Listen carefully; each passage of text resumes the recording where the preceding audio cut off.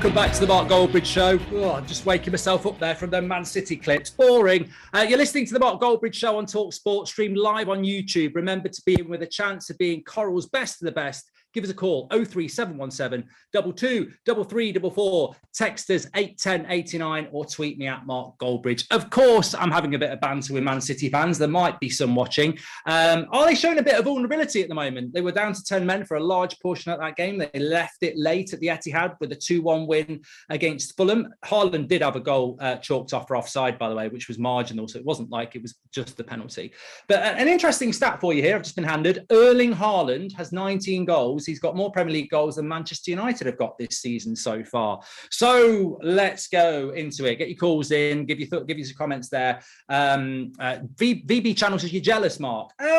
Probably, yes, probably. I think with any bitterness and boredom, maybe there is a bit of jealousy there. But I you know what? My point is still valid because it's my point. I just feel that Manchester City today are playing a good Fulham side. Fulham are in the top half of the table. They played for a long period of the game with 10 men. Erling Haaland and Phil Foden are two of the best players in Europe, in my opinion. They're sat on the bench and still, Man City win 2-1. I mean, it's just boring. I said it when they scored the first goal with Alvarez. That's it. It's over. I mean, at least we got a bit of entertainment there. I don't think it's a penalty, by the way. I think the penalty is really soft. It's never not going to get given. It's one of those where it's a soft penalty. The referee gives it. VAR looks at it and goes, it's really soft, but we don't want to humiliate him and overturn him.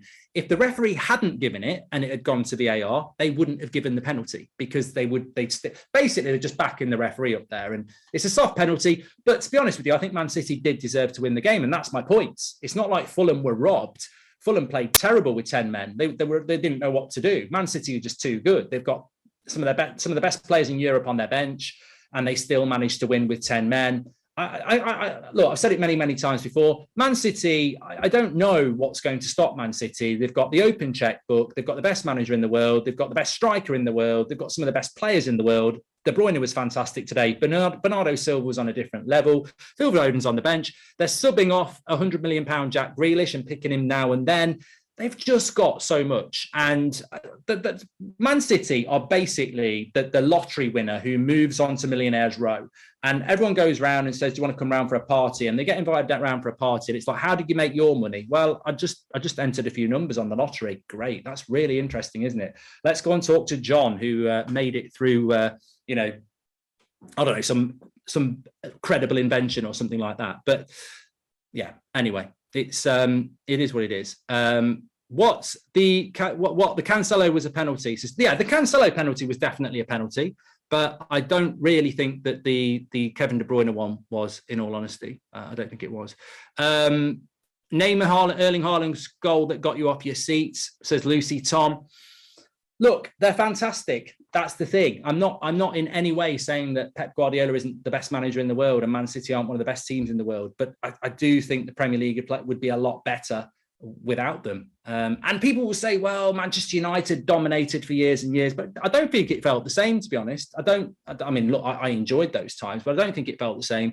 I do worry about the Premier League. I've said it a few times and I hope I'm wrong. I really do. But Arsenal, I think, have a credibility to them.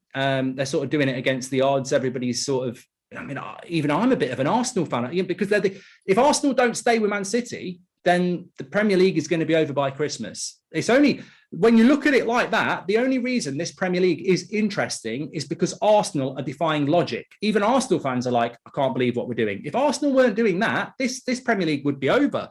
And that's a Man City that's going through transition, let's not forget. They've lost Jesus, they've lost Sterling, Zinchenko's gone, Fernandinho's retired, and they've just brought Erling Haaland in, a couple of other players, and they look absolutely fantastic again.